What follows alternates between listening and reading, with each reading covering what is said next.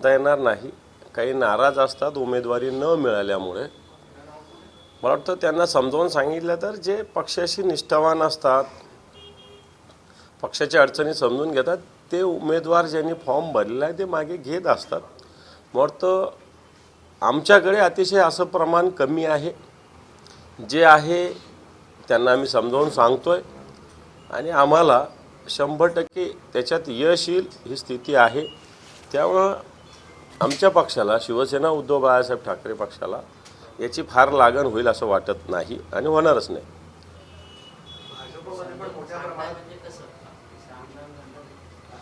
नाही, सामदाम दंडभेद आमच्याकडे कसला आला? समजावून सांगणं. आता बरेच जणांना उमेदवारी मिळाली, कोणाला पक्षाची जबाबदारी देता येईल आता येणाऱ्या काळामध्ये, कोणाला अन्य काही जबाबदाऱ्या देता येईल. अन्याय झाला तर आता समजावून तर सांगावं लागतं कार्यकर्त्यांना.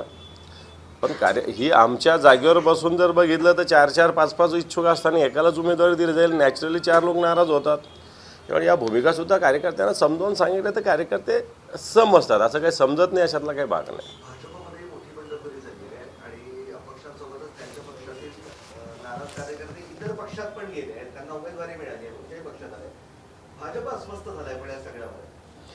हे पहा, भारतीय जनता पार्टीला दुसऱ्या पक्षाचे कार्यकर्ते घ्यायला फार गोड वाटत होतं.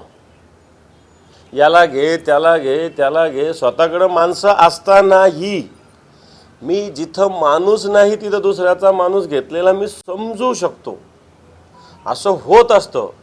पण जिथं तुमच्याकडं सक्षम माणूस असतानाही तुम्ही दुसरीकडचे लोक घेऊन स्वतःच्या पक्षात घेतले, त्यांना उमेदवारी दिले, नॅचरली तुमचे लोक दुसरीकडे गेले. कित्येक लोक तर आमच्याकडे सुद्धा अप्रोच झाले. पण आम्ही ही भूमिका मांडली की जिथं आमचा सक्षम उमेदवार तिथं आम्ही दुसरा आलेला पण जिथं आमच्याकडे उमेदवाराची कमतरता आहे, त्या समोरच्यापेक्षा सक्षम नाही, असा आमच्याकडे 1-2-3 ठिकाणी तुरळक घटना घडलेल्या आहेत.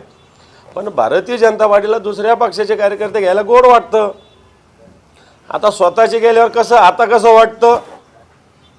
गोड वाटतं असंच म्हणावं लागेल भारतीय जनता पार्टीला.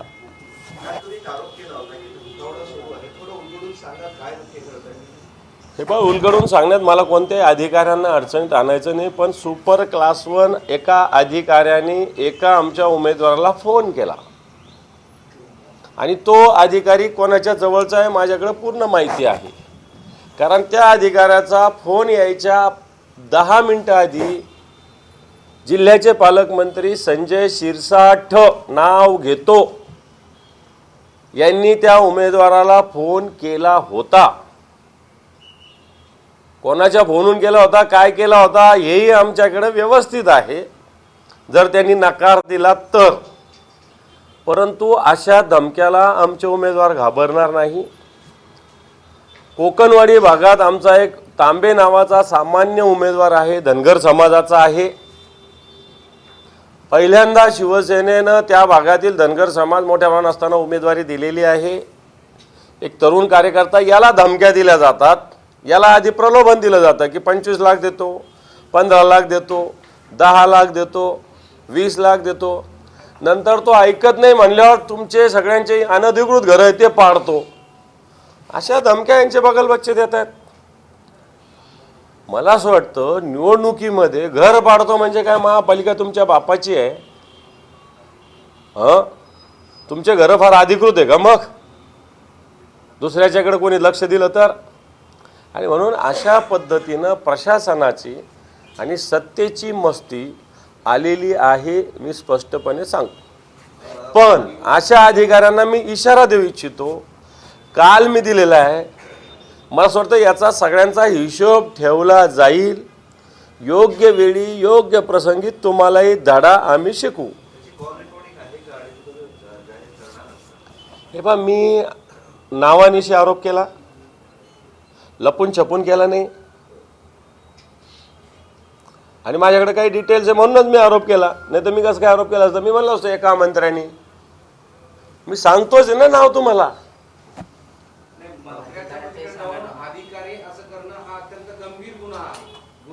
हो, निवडणुकीच्या काळात आचारसंहिता भंग पण होऊ शकतो. बरोबर आहे. त्या संदर्भातला गुन्हा तातडीने होऊ शकतो. तर त्या अधिकाऱ्याचं नाव नाही, मला असं वाटतं असा आग्रह तुम्ही का धरत नाही किंवा पोलीस ठाण्यात का जात जात नाही? नाही, मला असं वाटतं सर्वच अधिकारी तसे नसतात. मी तक्रार केली तर तो अधिकारी 100% सस्पेंड होईल, निलंबित होईल. मी कोणत्याही अधिकाऱ्याच्या विरोधात नाही, मी ह्या प्रवृत्तीच्या विरोधात आहे. मला कोणाच्या पोटावर पाय द्यायचा नाही, ही माझी नम्र भूमिका आहे. त्या अधिकाऱ्याकडे जाऊन व्यवस्थित त्याच्या चेंबरला जाऊन मी सांगेल, एक कानाखाली वाजवायला लागलं तर त्याच्या, पण त्याला जाऊन सांगेल मी. ते अधिकारी कोण आहे, ते कोण आहे ते तरी कळलं पाहिजे. नको नको नको नको, मला मी सांगितलं त्याच्या पोटावर मला पाय नाही द्यायचं, एवढंच सांगतो मी. त्यांनी असाच गंभीर गुन्हा करत राहावं का लोकशाही? आता नाही करणार, आता त्याच्या पण पोहोचलेलं आहे सगळं. नाही नाही, माझ्या जवळचं कोण नाही, माझ्या जवळचा शिवसैनिक असतो, लक्षात ठेवा, बाकी नाही कोणी. राहुल नार्वेकरांवर पण असेच आरोप झाले होते. राहुल नार्वेकरांनी वर पण असेच आरोप झाले, धमकावलं. त्याबाबतचा अहवाल आता महापालिका आयुक्तांकडून निवडणूक विभागाला ही सत्य घटना आहे, ही सत्य घटना आहे. मी काल तिथल्या संबंधित विभागाशी बोललो, तिथल्या काही उमेदवारांशी बोललो. उमेदवारांनी तिथं जाऊन टोकन घेतलं, पैसे भरले, सगळं झालं. राहुल नार्वेकर स्वतः उमेदवार नाही, काही नाही. विधानसभेचे अध्यक्ष हे तिथं जातात कसं, हा एक सगळ्यात महत्त्वाचा प्रश्न आहे. म्हणजे यंत्रणेवर दबाव आणतात. आणि ज्यांनी टोकन घेतलं होतं, कारण गर्दी मोठी होती, रिसिप्ट घेतली होती, पैसे भरलेले, अशा लोकांना फॉर्म भरू दिलं गेलं नाही तिथं. काल परवाच्या दिवशी त्यांना बाहेर काढलं गेलं. आणि हे तर सत्तेची तर मस्ती आहे ना, सत्तेचा माज आहे. निवडणूक आयोग जे आपण म्हणतो की स्वतंत्र आहे, हे कोणता निवडणूक आयोग स्वतंत्र आहे? आणि हे ठिकठिकाणी होतंय. मला असं वाटतं ज्यावेळेस जनता आणि वेगळे दुसरे विरोधातले राजकीय पक्ष जागृत होतील ना, तर अशा अधिकाऱ्यांचं मला असं वाटतं नीट राहणार. मग यांची सगळ्यांची धिंड काढावंच लागणार आहे. मग शिंदे गटामध्ये खूप जास्त घरातच उमेदवारी देण्यात आली. मुंबईत सुद्धा नातेवाईकांचा भरणा आहे. 8 आमदार खासदारांच्या घरात उमेदवारी, अगदी आपल्या संभाजीनगरमध्ये मंत्र्यांच्या घरात दोघांना उमेदवारी, घरातच भरपूर तिकीट वाटप झालेलं आहे. हे पहा, आता हे तर इथून तिथून आहे, कोणालाच नाव ठेवायला जागा नाही, अशा प्रकारची स्थिती आहे. की मुलाला, मुलीला, वहिनीला, आईला, आता मागे 6 मंत्र्यांची आई किंवा बायको नगराध्यक्ष झालेले मागच्या काळात, मागची जी महिन्यात इलेक्शन झाली ना त्याच्यामध्ये, तसाच काहीसा प्रकार आता होतोय. आता जे कोणी खरोखर कार्यकर्ते आहे यांना उमेदवारी दिली तर आपण त्याला विरोध नाही करता येणार. पण ज्यांचा काहीच राजकीय संबंध नाही, सामाजिक संबंध नाही, अशा लोकांना उमेदवारी कुटुंबीय म्हणून देणं हे चुकीचं आहे. याला जोडून आहे, भाजपने महाराष्ट्रभरात 337 उमेदवार वेगवेगळ्या महानगरपालिकेतून बाहेरून घेतले. त्यामुळे आता उपऱ्यांची माळ असं भाजपकडे अशी टीका होती. मी हेच सांगतो ना, भारतीय जनता पार्टी सगळ्यात मोठी पार्टी म्हणतात, मग त्यांना लोक का आणावं लागतात इकडून तिकडून, हाच प्रश्न आहे ना माझा. त्यांना लोक आणावे का लागतात? जर तुमचा पक्ष देशातला सगळ्यात मोठा पक्ष आहे, सगळ्या गोष्टी आहे, तर तुम्हाला इकडून तिकडून लोक का आणावं लागतात? आणि आल्यानंतर आता तुम्ही सुद्धा किती लोकांना बाहेरची उमेदवारी दिलेली. भारतीय जनता पार्टीची यादी जर बघितली मुंबईपासून तर खालच्या आमच्या नांदेडपर्यंत, परभणीपर्यंत, तर भारतीय जनता पार्टी उमेदवार भेटत नाही. इथं संभाजीनगरात भारतीय जनता पार्टी युती तुटल्यानंतर आमच्या कित्येक लोकांना फोन केले त्यांनी रात्री बेरात्री, कित्येक लोकांना, त्यांच्याकडे उमेदवार नव्हते. आणि कसला मोठा पक्ष आला हा, फुगा आहे नुसता हा. आता तुम्ही जो मंत्र्यांवर आरोप केलाय तर ते कॉल रेकॉर्डिंग आहे का तुमच्याकडे? हे पण कॉल रेकॉर्डिंग वगैरे हे फालतूपणाचं लक्षण आहे. मी असे कॉल रेकॉर्डिंग या भानगडीत कधीच पडत नाही. हे अतिशय चुकीचं असतं कॉल रेकॉर्डिंग कोणी कोणाचं करणं, असं माझं स्पष्ट मत आहे. या महानगरपालिका निवडणुकीमध्ये तुमचे किती इच्छुक उमेदवार शिवसेना शिंदे आणि भाजपने पळवलेले आहेत? इथल्या संभाजीनगरचा आकडा 2-3 शिंदे गटात गेले, 2-3 भाजपमध्ये गेले, आणि आमच्यामध्ये आम्ही एक भाजपमधून एक घेतला, एवढंच. ठाण्यामध्ये एक बैठक झाली उपमुख्यमंत्र्यांची आणि सगळे अधिकारी महापालिकेचे 4-5 3 तास तिथेच होते. बाहेर सगळ्या अधिकाऱ्यांच्या गाड्या लागल्या होत्या. आचारसंहिता सुरू आहे, महापालिका निवडणुकीची. तर हा गैरवापर आहे म्हणजे असा आरोप होतो या सगळ्या याच्यावर. कशासाठी अधिकारी आचारसंहिता बिलकुल. हे पहा, इलेक्शनच्या काळामध्ये कोणत्याही अधिकाऱ्यांना, मंत्र्यांना त्यांना बोलवता येत नाही. कोणत्याही अधिकाऱ्यांनी, राज्याच्या मुख्यमंत्र्यांनी बोलवलं तरी जाता येत नाही. त्यांना कोणत्याही रुटीनशिवाय, कामाशिवाय कोणत्याही इतर सूचना देता येत नाही. जर ठाण्यात अशी घटना घडली असेल तर मी सगळ्यात आधी या सर्व अधिकाऱ्यांना निलंबित केलं पाहिजे. असे जे अधिकारी आहे ज्यांची बैठक घेतली, त्या बैठकीला जे हजर होते, त्यातल्या त्यात आरओ हजर होते. आरओना निवडणूक काळात निवडणुकीशिवाय कोणतीही ड्युटी दिली जात नाही कोणत्याही कामाची. आणि म्हणून अशा पद्धतीनं जे लोक गेलेले असतील यांना निलंबित केलं पाहिजे. पवार आणि शरद पवारांची राष्ट्रवादी एकत्रता आलीच आहे आणि आता थेट म्हणतायत की भाजपच्या विरोधातच ही लढली आणि ते अनौपचारिकपणे बोलले पण भाजपला राजनीती करायचं. पत्रकार परिषद पण घ्यायला भाजप कोण, अजित दादा? त्यांच्यासोबत सत्तेतही आहे आणि आता भाजप विरोधात लढायचं. आता याच्याविषयी काय बोलावं मला ते नाही कळत. एकीकडे सोबत राहायचं आणि इकडे दुसऱ्या सोबत पण फिरायचं, असा प्रकार आहे.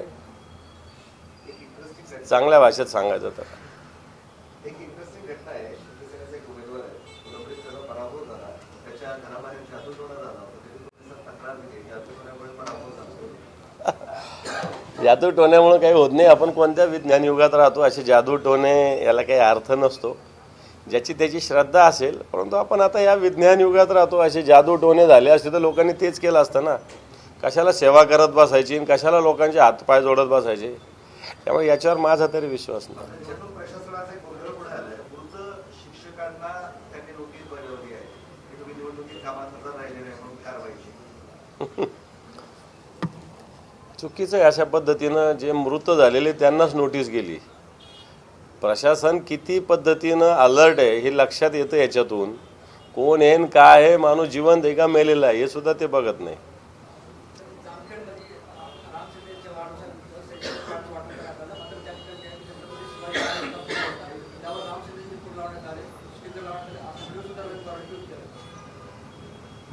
छत्रपती शिवाजी महाराज हे शिवाजी महाराज आहे. त्यांच्याबरोबर किंवा त्यांच्या बरोबरीनं कोणी असण्याचा काही प्रश्नच निर्माण होत नाही. असं जर कोणी केलं असेल तर ते चुकीचं आहे. कृपाशंकर सिंह यांचं विधान आपण ऐकलं होतं महापौर पदावर. आता त्यावर त्यांनी माघार घेतली, सर्वासार्व करतायत. मात्र मराठी महापौर होणार याबाबत मात्र अजूनही बोलायला तयार नाही. हे पहा, कृपाशंकर सिंग हे भारतीय जनता पार्टीचे नेते आहे. त्यांनी परवाच बोललेले आहे की उत्तर भारतीय महापौर होईल. त्याच्याविषयी आम्ही भूमिका मांडलेली आहे. भारतीय जनता पार्टीचं पोटातलं ओठात आलेलं आहे.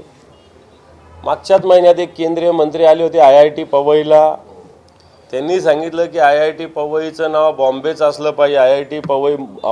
IIT बॉम्बेच असलं पाहिजे. हे चांगलं झालेलं आहे. मुंबई ही मराठी माणसाचं नाव आहे, मराठी नाव आहे, ते त्यांना चालत नाही.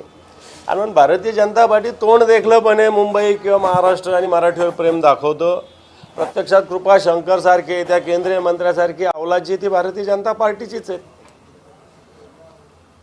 उद्यापासून मैदानाला सुरुवात होणार आहे खेळायला. उद्यापासून प्रत्यक्ष मैदान खेळायला सुरुवात होणार आहे. काय निवडणुकीमध्ये तुमचे विषय असतील? तुमचा खरा विरोधक कोण आहे? कुणाशी तुमची लढत होणार आहे ते आम्हाला सांगा. हे पण निवडणुकीचे विषय निश्चित सगळे समोर येतील. निवडणुकीचा अजेंडा आमचा तयार झालेला आहे. मागच्या काळातला राज्यकारभार कशा पद्धतीनं होतो हा सुद्धा जनतेसमोर आम्ही आणू. निश्चित ही निवडणूक अतिशय महत्त्वाची आहे. आम्ही जो वचननामा मागच्या 2015ला काढला त्याची स्थितीसुद्धा आम्ही जनतेसमोर आणू. आणि येणाऱ्या काळात या शहराला आवश्यकता काय आणि ते आम्ही कशा पद्धतीनं करू हे लवकरच एक 2-4 दिवसामध्ये शिवसेनेच्या माध्यमातून आम्ही प्रसिद्ध करणार आहोत. पूजा मोरे यांनी भाजपकडून उमेदवारी अर्ज दाखल केला होता. मात्र जुने व्हिडिओ काढून जर उमेदवारी अर्ज मागे घेतले जात असेल तर त्याचे गंभीर परिणाम होतील अशी जरा हे पहा जुने व्हिडिओ बऱ्याच जणांचे कोण कोणाला काय बोलत असतं आपल्याला माहिती आहे. आता देवेंद्र फडणवीस अजितदादा चक्की पिसिंग म्हणत होते. छगन भुजबळांची जागा जेलमध्ये असंच म्हणत होते. अजितदादा सुद्धा भाजपला कमळाबाई म्हणत होते. आता ह्या सगळ्या जुन्या गोष्टी असतातच. आता त्या धरून चालायच्या का न चालायच्या हे परिस्थितीवर अवलंबून असतं असं मला तरी वाटतं. पूजा मोरे एक चांगली कार्यकर्ता आहे एवढं तर मला माहिती आहे, पण ती भारतीय जनता पार्टीत कधी गेली हे मला काही माहिती नाही आहे. पण निश्चित एक चांगली काम करणारी एक कार्यकर्ती आहे, एक चांगली मुलगी आहे, आपल्या मराठवाड्यातली आहे. ती पुण्यात आता लग्न झाल्यामुळे पुण्यात गेलेली आहे. मी तिच्या लग्नालाही गेलो होतो. चांगली मुलगी आहे, हुशार आहे, चांगलं काम करणारी आहे. दुर्दैवानं तिची संधी हिरावल्या गेली. दादा मामूच्या पडद्यावर खेळसाहेब नाही करणार. मग काय झालं? मामू हे शिवसेनेचे उमेदवार आहेत, त्याच्यामुळे काय प्रॉब्लेम? कुत्र्याचा बंदोबस्त करण्याची जबाबदारी आता कुत्र्यांचा बंदोबस्त करण्याची जबाबदारी आता शिक्षकावर दिली. जर हा निर्णय मागे नाही घेतला तर शिक्षण मंत्र्यांच्या घरात कुत्रे सोडू असं बच्चू कडू म्हणतात. मला नहीं माहिती काय निर्णय हा.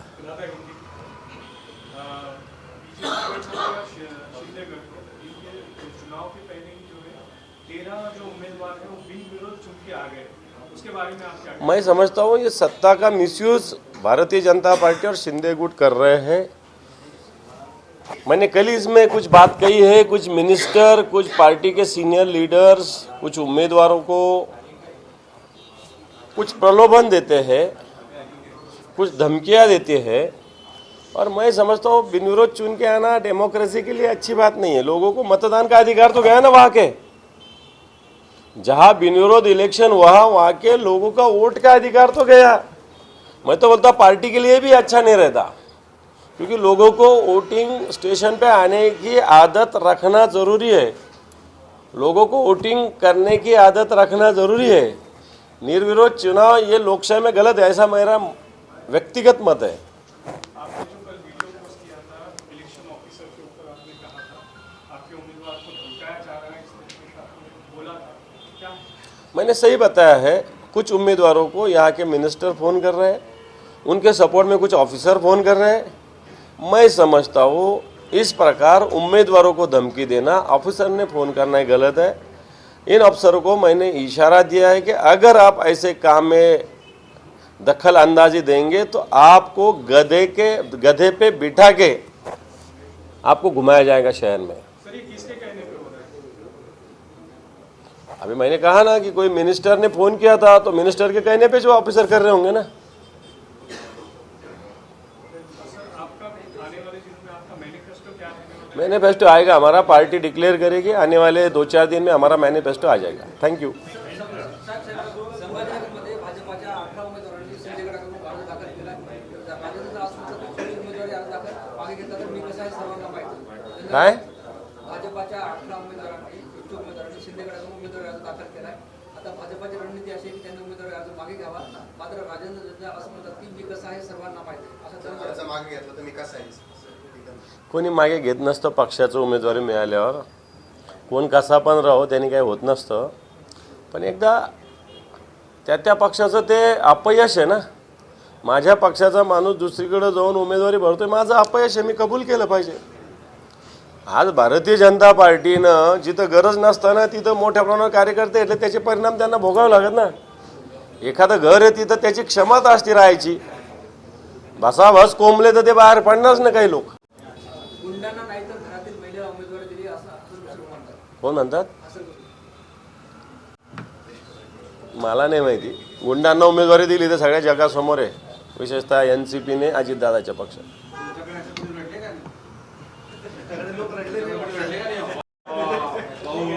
हे माझं कार्यालय आहे, सेना भवन आहे. तुम्हाला दिसले का कधी लोक? दिसले का?